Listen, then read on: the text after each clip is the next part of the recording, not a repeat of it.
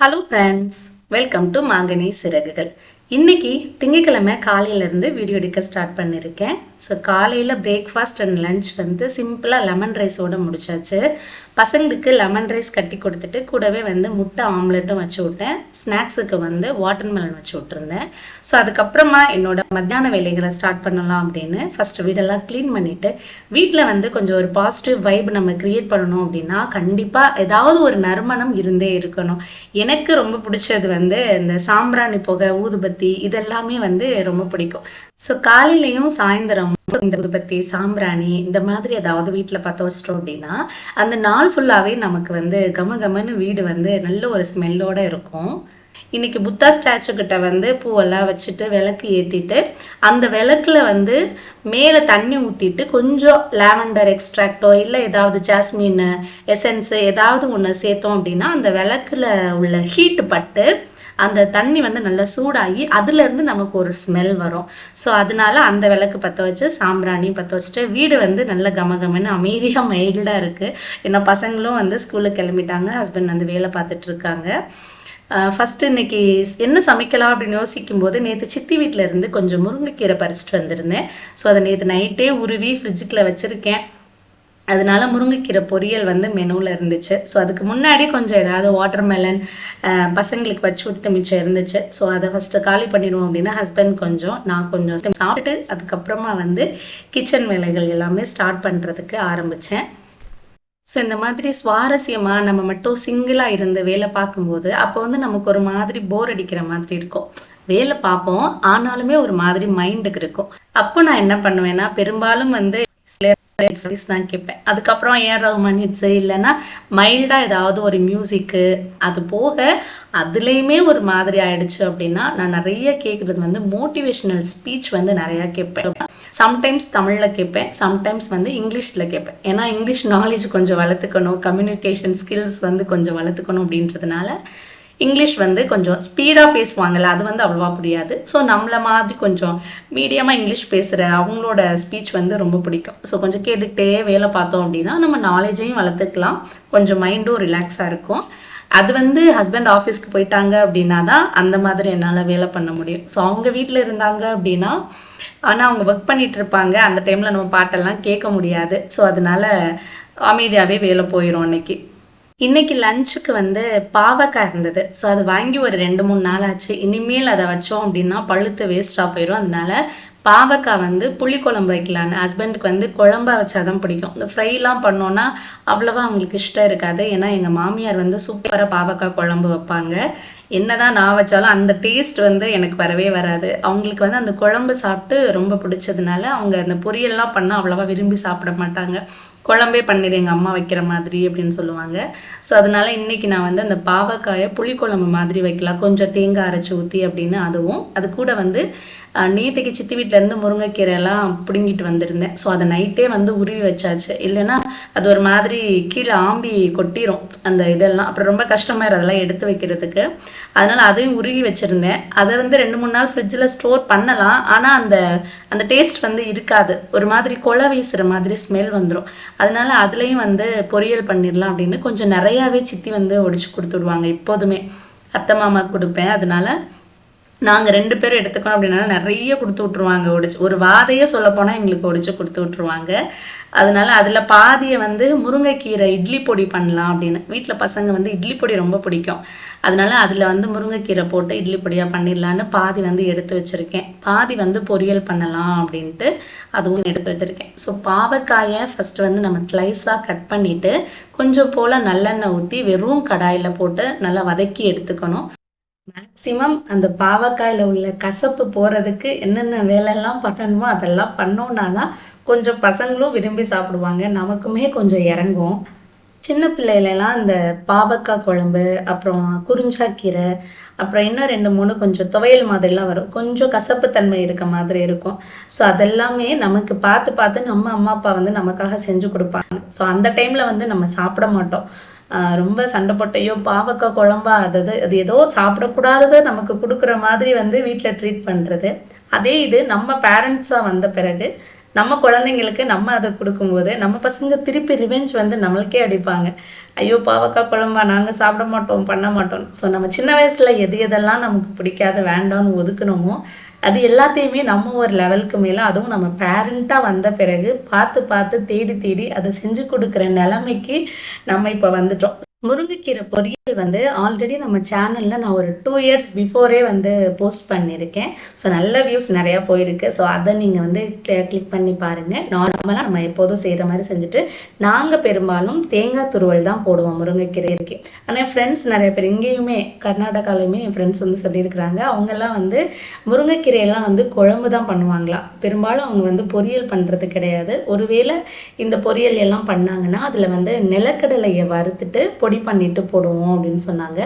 நாங்கள் வந்து சொல்லப்போனால் எங்கள் ஊர் பக்கம் நாங்கள் பெரும்பாலும் வந்து முருங்கைக்கீரையை வந்து இப்படியே சுண்டிட்டு சாப்பிடுவோம். அப்படி இல்லைன்னா அதில் எக்ஸ்ட்ரா ஆட் பண்ணணும் அப்படின்னா தேங்காய் துருவல் தான் மேக்ஸிமம். ஸோ இந்த டேஸ்ட்டே எங்களுக்கு வந்து ரொம்ப பிடிக்கும். பாவக்காய்க்கு வந்து என்ன போட்டிருக்கேன் அப்படின்னா கடுகு உளுந்தம் பருப்பு, சீரகம், வெந்தயம் போட்டிருக்கேன், பூண்டு கொஞ்சம், கருவேப்பிலை கொஞ்சம் போட்டு அதுக்கப்புறம் வெங்காயம் போட்டு நல்லா வதக்கிட்டு ஒரு 3 தக்காளி வந்து மிக்சியில் நல்லா அடித்து வச்சுருந்தேன். ஸோ அதை வந்து இது கூட ஆட் பண்ணிவிட்டு இதில் 1/4 ஸ்பூன் மஞ்சள் தூள், 1.5 ஸ்பூன் மிளகாய் தூள், 3 ஸ்பூன் மல்லித்தூள் சேர்த்துருக்கேன். ஸோ இது எல்லாமே சேர்த்து நல்லா மிக்ஸ் பண்ணிவிட்டு நம்ம வதக்கி வச்சுருக்க பாவக்காயை இது கூட சேர்த்து ஆட் பண்ணி நல்லா வதக்கிக்கலாம்.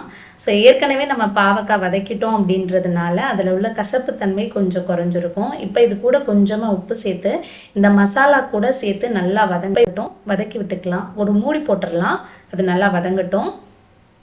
இப்போ வந்து அதை நல்லா மிக்ஸ் பண்ணி விட்டுட்டு அதுக்கப்புறமா புளி கரைசல் வந்து நான் அதில் ஆட் பண்ணுறேன். சும்மா ஒரு நெல்லிக்காய் சைஸ் அளவு புளி கரைச்சிட்டு அது கூட வந்து தண்ணிக்கு வந்து கொஞ்சம் மிக்ஸி ஜாரில் தக்காளி அரைச்சிட்டு இருந்தோம்ல அந்த தண்ணியை கொஞ்சம் ஆட் பண்ணியிருக்கேன். முருங்கைக்கீரை இப்போ ரெடி ஆகிடுச்சு. கடைசி அதில் தேங்காய் துருவல் போட்டு இறக்கிக்கலாம். ஸோ இந்த முருங்கைக்கீரை பண்ணும்போது அம்மா வந்து ஊரில் பண்ணும்போது விறகடுப்பில் தான் நாங்கள் பண்ணுவோம். அப்போ என்ன பண்ணுறது, வெந்துருச்சான்னு சொல்லிட்டு ஒரு கிண்ணத்தில் வச்சு சாப்பிட சொல்லுவாங்க. அந்த கீரை வந்து அரைகுறையாக வெந்திருக்கும். ஸோ அந்த டேஸ்ட் வந்து சூப்பராக இருக்கும். அந்த சூடாக அந்த கீரையை சாப்பிடும்போது அதோட டேஸ்ட்டே வந்து சூப்பராக இருக்கும். ஸோ அது வந்து எங்களுக்கு ரொம்ப பிடிக்கும். தேங்காய் அரைச்சிருக்கேன், ஒரு 1/4 மூடி அளவுக்கு தேங்காய் வந்து பாவக்காய் குழம்புல ஊற்றுறதுக்காக அரைச்சிருக்கேன். தேங்காய் வந்து ஆப்ஷன் தான், உங்களுக்கு வேணும்னா நீங்கள் தேங்காய் சேர்த்துக்கலாம். அப்படி இல்லைன்னா நம்ம அதே இதில் அப்படியே விட்டுக்கலாம். என்னவோ தெரியல, முன்னாடியெல்லாம் வந்து தேங்காய் அரைச்சி ஊற்றுனா அவ்வளோவா குழம்பு வந்து பிடிக்காது. இப்போல்லாம் இந்த புளிக்குழம்பு மாதிரி ஏதாவது பண்ணோம் அப்படின்னா அதில் கொஞ்சம் போல் தேங்காய் அரைச்சி ஊற்றுனா தான் அந்த குழம்பே பிடிக்குது. அந்த டேஸ்ட் வந்து பழகிடுச்சு. ஸோ பாவக்காயில் கடைசியாக வந்து ஒரு சின்ன துண்டு வந்து வெல்லம் போட்டுட்டு அதுக்கப்புறம் கொத்தமல்லி எல்லாம் போட்டுட்டு இறக்கிட்டோம் அப்படின்னா பாவக்காய் குழம்பு சூப்பராக ரெடி ஆகிடுச்சு. சூப்பராக வந்துருந்துச்சு டேஸ்ட்டுமே. பாவக்காய் வந்து கசப்பு, கீரை கொஞ்சம் துவர்ப்பு தன்மை உடையது. ரெண்டுக்குமே காம்பினேஷன் வந்து பயங்கரமாக இருக்கும், சொல்லவே வேண்டாம். அதுக்கு என்ன பண்ணுறது அப்படின்ட்டு முட்டை ஆம்லேட் போட்டுக்கலாம் அப்படின்னு முட்டை ஆம்லேட்டும் போடல. ஸோ வெறும் பாவக்காய் முட்டை ஆம்லேட்டும் ஓகே, இல்லைன்னா முருங்கைக்கீரை வேறு எது கூடயாவது வச்சு சாப்பிட்டாலும் அது நல்லாயிருக்கும். இது துவர்ப்புக்கும் கசப்புக்கும் கொஞ்சம் ஒரு மாதிரி ஆகிடும், டேஸ்ட்டு சாப்பிட முடியாது. அதனால கொஞ்சம் 2 பேருக்கும் சேர்த்து கொஞ்சம் ஆம்லேட் போட்டுக்கிட்டேன். ஸோ இதுதான் இன்றைக்கி வந்து எங்களுடைய லஞ்ச். சாதம், பாவக்காய் புளிக்குழம்பு, முட்டை ஆம்லேட்டு.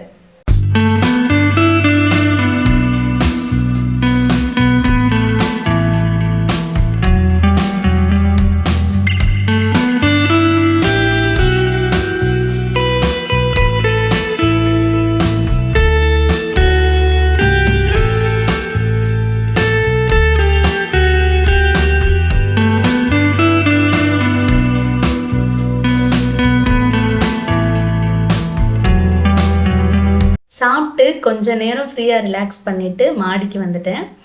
ரிலாக்ஸேஷன் வந்து இப்போல்லாம் ஸ்லீப்பிங் கிடையாது. முன்னாடி வந்து கொஞ்ச நாள் இப்போ ஊருக்கு போயிட்டு வந்ததுலேருந்து கொஞ்சம் அந்த டயர்ட்னஸ் இருந்துகிட்டே இருந்தது. மத்தியானம் தூங்கி கொஞ்ச நாள் ஃபுல்லாக வேஸ்ட் பண்ணிட்டேன்.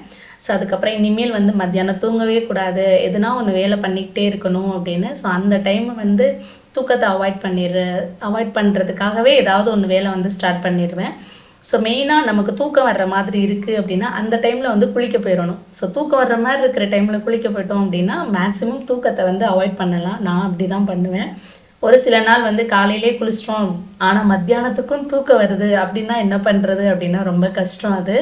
செடி வைக்கும்போது சித்தி வந்து ஒரு ஐடியா சொன்னாங்க. அந்த வந்து கட் பண்ணிட்டு அதில் போட்டோம் அப்படின்னா நல்லா வளரும் அப்படின்னு.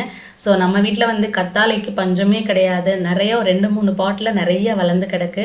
ஸோ அந்த கத்தாழையை வந்து நம்ம தலைக்கும் இங்கே யூஸ் பண்ண முடியாது. ஏன்னா இருக்கிற கிளைமேட்டுக்கு கத்தாழை சுத்தமாக ஒத்துக்காது. அதனால நிறைய வளர்ந்துருந்துச்சு.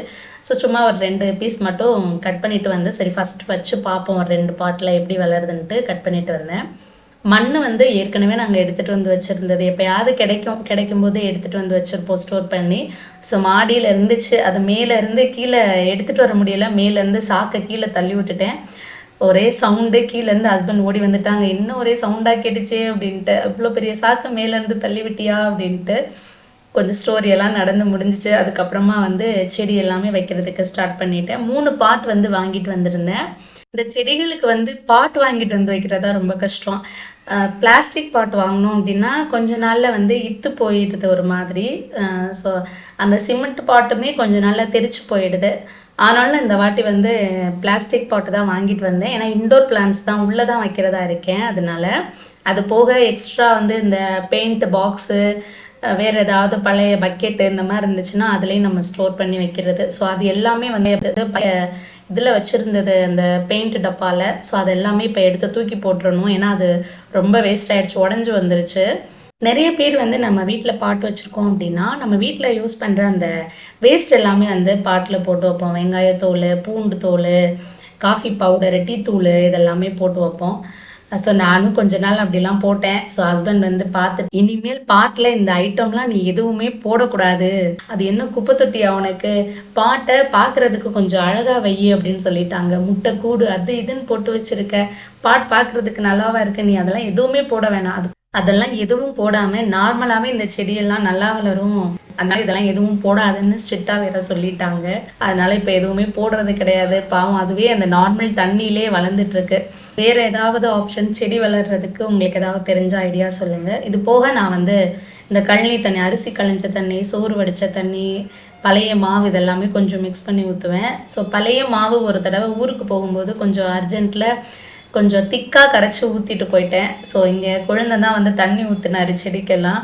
ஸோ அவர் வந்து பார்த்துட்டு என் ஹஸ்பண்ட் கிட்ட இது என்ன பாட்டெலாம் இப்படி இருக்குது அப்படின்னு சொல்லவும் அவர் வேறு என்ன பண்ணி வச்சுட்டு வந்த பாட்டெல்லாம் ஏதோ வெள்ளை வெள்ளையாக இருக்குன்னு சொல்லிட்டு இருக்கான் அப்படின்னு சொல்லி அதுக்கு வேறு 2 திட்டு விழுந்துச்சு.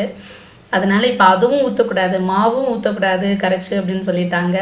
அதனால் நார்மல் தண்ணியில் தான் அந்த செடி வளருது. உங்களுக்கு ஏதாவது வேறு ஐடியா தெரிஞ்சிச்சு அப்படின்னா கண்டிப்பாக ஷேர் பண்ணுங்கள். இந்த 2 செடியும் ரொம்ப நாளாக சித்தி வீட்டிலேருந்து எடுத்துகிட்டு வந்ததோடு அப்படியே இருந்துச்சு. பார்க்கும்போது ஒரு கெஸ்ஸிங் இருந்துச்சு, இது வந்து கடலை செடி மாதிரி இருந்துச்சு. சரி கடலை செடி தான் சொல்லிட்டு வச்சுருந்தேன். பட்டு சரி செடி வேறு நல்லா பெருசாக இருக்கே, உள்ளே ஏதாவது கடலை எதுவும் இருக்கா அப்படின்னு பிச்சு பார்ப்போன்னு பிச்சு பார்த்தா குட்டி குட்டியாக ரொம்ப டாட்டாக இப்போ தான் வந்து கடலை வந்து பிடிக்கிறதுக்கே ஸ்டார்ட் பண்ணியிருக்கு. ஆனால் நிறைய இருந்துச்சு. அந்த ஒரே இடத்துல நிறைய குட்டி குட்டியாக அந்த கடலையோட முத்து மாதிரி குட்டி குட்டியாக இருந்துச்சு.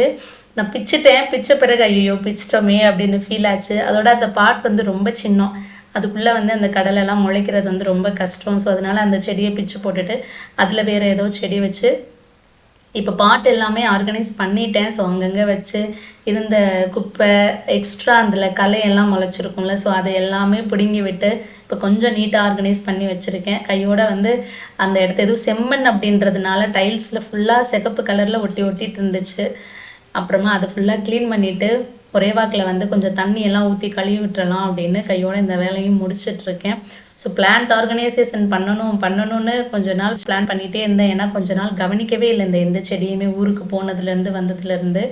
ஸோ இன்றைக்கி தான் ஒரு வழியாக அந்த பிளான்ட் ஆர்கனைசேஷனோட வேலை வந்து நல்லபடியாக முடிஞ்சது. ஸோ 2 பிளான்ட் வந்து வீட்டுக்குள்ளே வைக்கிறதா பிளான். ஹஸ்பண்ட் என்ன சொல்லுவாங்களோ அப்படிங்கிற ஒரு சின்ன தயக்கமும் இருந்துச்சு.